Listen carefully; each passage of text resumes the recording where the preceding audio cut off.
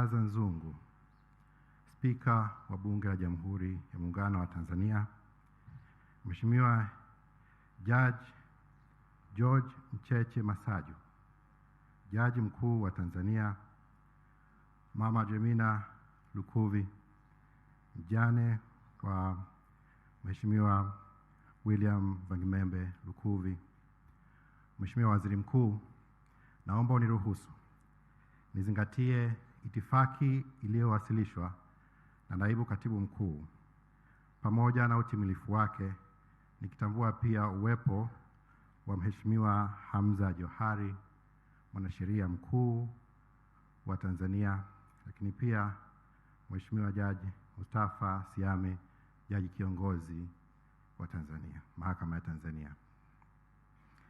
Mheshimiwa Waziri Mkuu,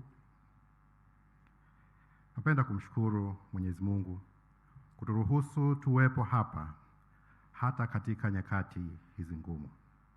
Nyakati ambazo si tamu kwa wanadamu, lakini ambazo Mwenyezi Mungu anaziruhusu. Na niwashukuru sana viongozi wa dini kwa kutueleza kuzielewa nyakati hizi. Mioyo yetu inajawa na shukrani kwa Mwenyezi Mungu kupatia nafasi ya kuzitambua na kuzipokea nyakati hizi, yeye ambaye ni mpaji na mtoaji pia wa uhai.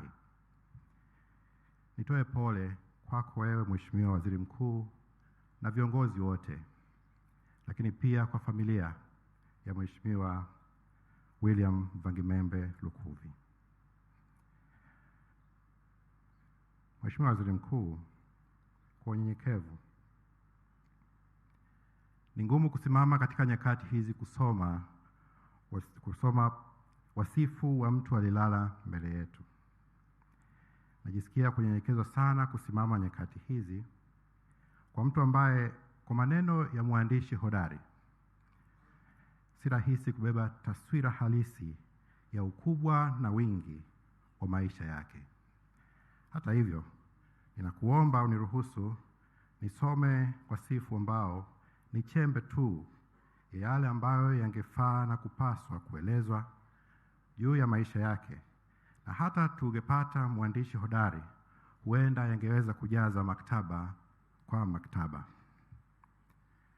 Mheshimiwa Waziri Mkuu, Mheshimiwa William Vangimembe Lukuvi alizaliwa tarehe 15 Agosti mwaka 1955 katika kijiji cha Mapogoro, kata ya Idodi, wilaya ya Iringa vijijini, mkoani Iringa. Marehemu William Vangimembe Lukuvi alikuwa mwanasiasa mashuhuri aliyeshika nafasi na nyadhifa mbalimbali za uongozi na ambaye alijitambulisha kwa ubunifu, uthubutu, uchapakazi, uzalendo, uwezo wa kujitoa na kujitolea, lakini pia kujituma katika kazi. Aliweka maslahi ya taifa mbele na wakati wote aliamini katika matokeo chanya katika utekelezaji wa shughuli mbalimbali za serikali na jamii. Alijulikana kwa mtindo wake wa kazi wa kutembelea maeneo mbalimbali ya miradi na kusikiliza kero za wananchi, kuzitatua, lakini pia kuwafariji pale ambapo wamekuwa na changamoto. Alisaidia katika kuongeza ufanisi katika sekta mbalimbali ambazo alizisimamia katika serikali, katika kudhihirisha uchapaji kazi wake, na hii inathibitishwa na kwamba wote tumekuja hapa kushuhudia na kumwaga mtu mahiri ambaye hata siku moja kabla ya mauti wake alikuwa kazini akichapa kazi. Na Mheshimiwa Waziri Mkuu, kwa kumbukumbu tu, kamati ya mwisho ya Bunge ambayo alikutana nayo ni kamati ya kudumu ya Bunge ya afya na masuala ya ukimwi.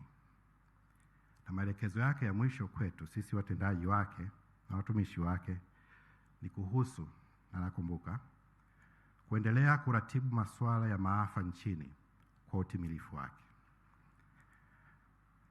Sisi watumishi wako, Mheshimiwa Waziri Mkuu, tutayaenzi na kuyatekeleza haya kwa moyo wetu wote. Mheshimiwa Waziri Mkuu, marehemu William Vangimembe Lukuvi alipata elimu ya msingi katika shule ya msingi Kitanewa kuanzia mwaka 1962 hadi mwaka 1970. Alijiunga na chuo cha walimu Tabora kuanzia mwaka 1974 hadi 1975, ambapo alihitimu na kutunukiwa cheti cha walimu. Mwaka 1982 mpaka 1983 alijiunga na shule ya Komsomol High School Moscow nchini Urusi na kutunukiwa stashahada ya juu ya sayansi ya siasa.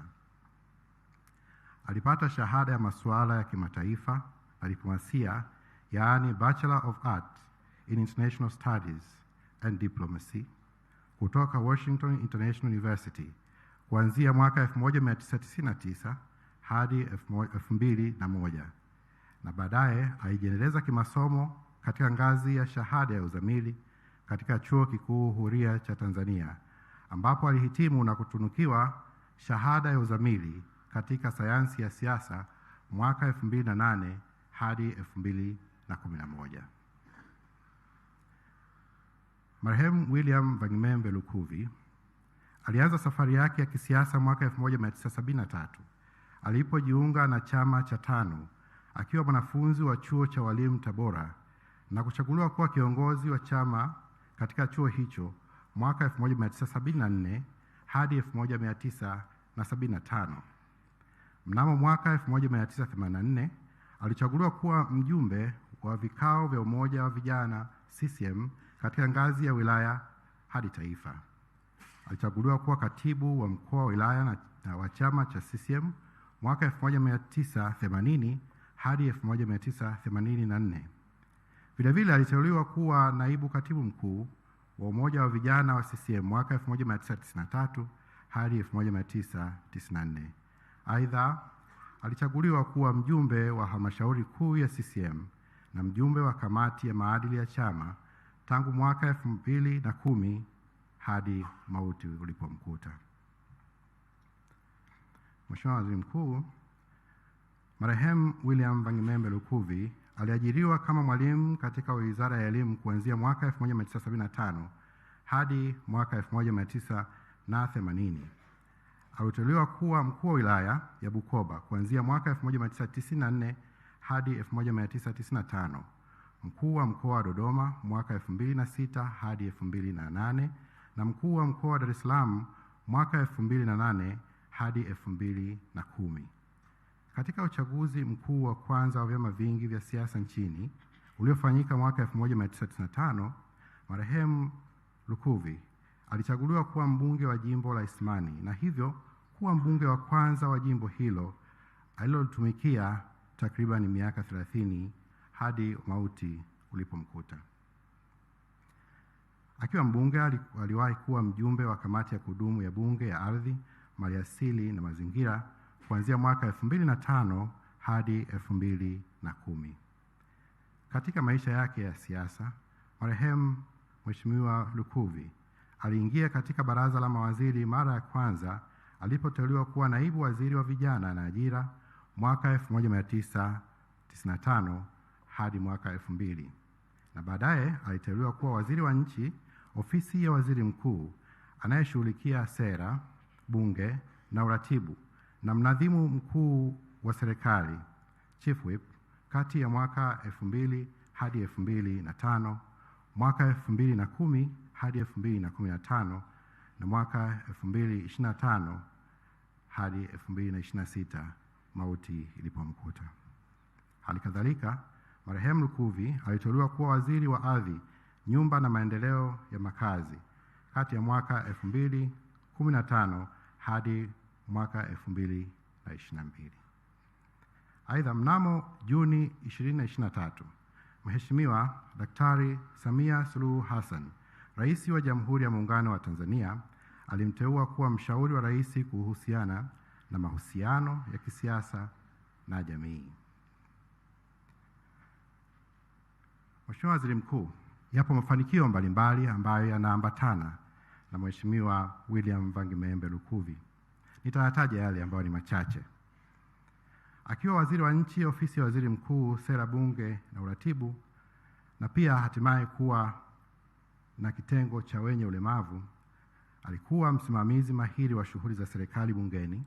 Alifanikiwa kuimarisha mahusiano kati ya serikali na bunge, jambo ambalo lilimfanya kuwa mmoja wa mawaziri wenye ushawishi mkubwa katika awamu mbalimbali za uongozi na kujenga daraja imara kati ya serikali, bunge na wananchi. Alishiriki katika kusanifu na kuchagua mchoro wa ukumbi wa bunge unaotumika sasa. Hii ni kutokana na ukumbi wa bunge wa Msekwa uliokuwa ukitumika wakati huo kutokidhi mahitaji ya shughuli za bunge. Alisimamia utekelezaji wa sera mbalimbali zilizolenga katika kuboresha ustawi wa wananchi, hususan watu wenye ulemavu, akihamasisha ushirikishwaji katika fursa mbalimbali za uchumi na ajira, na kusisitiza kuwa makundi haya yaweze kuwezeshwa kwa nguvu zote za taifa hili.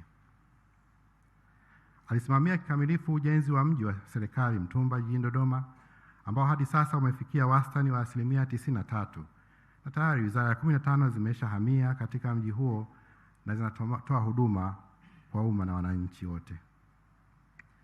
Alisimamia uimarishaji wa mifumo ya kisera kwa kufanya maboresho katika usimamizi wa maafa nchini, ikiwemo mfumo wa taifa wa kielektroniki wa usimamizi wa maafa, hatua ambayo imesaidia sana katika kusimamia maafa nchini kwetu.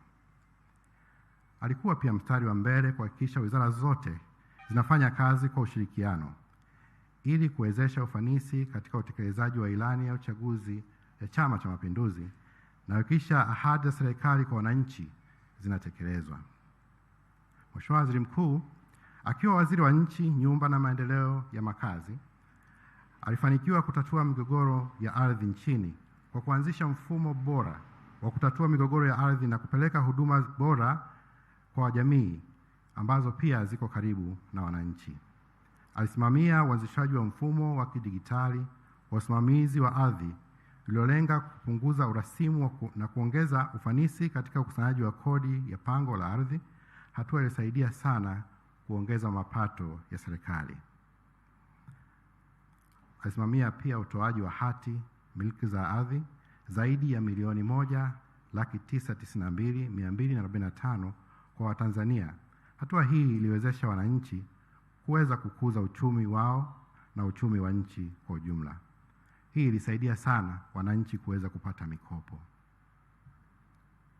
Alifanikiwa pia kutenga ardhi yenye ukubwa wa ekari 224,439.4 kwa ajili ya uwekezaji kupitia mipango kabambe ya miji, mipango ya matumizi ya ardhi ya wilaya na vijiji. Hatua hii ilisaidia kuongeza uwekezaji nchini na kutoa ajira kwa wananchi. Akiwa naibu katibu mkuu wa Umoja wa Vijana CCM, alianzisha mfumo wa mbio za mwenge kwa kushindanisha mikoa katika maandalizi, hamasa na utekelezaji wa miradi ya maendeleo katika mikoa husika. Swala hili lilileta uchachu ya utekelezaji wa miradi hiyo kwa ufanisi na kuleta matokeo makubwa kwa wananchi.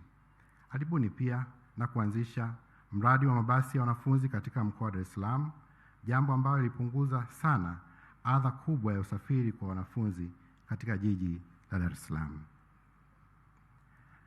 Akiwa mkuu wa mkoa wa Dodoma, alifufua na kuimarisha kilimo cha mtama na kuanzisha shamba la ushirika la zabibu akishirikiana na benki ya CRDB, ambapo mradi huo sasa unasimamiwa na Wizara ya Kilimo ukijulikana kama BBT.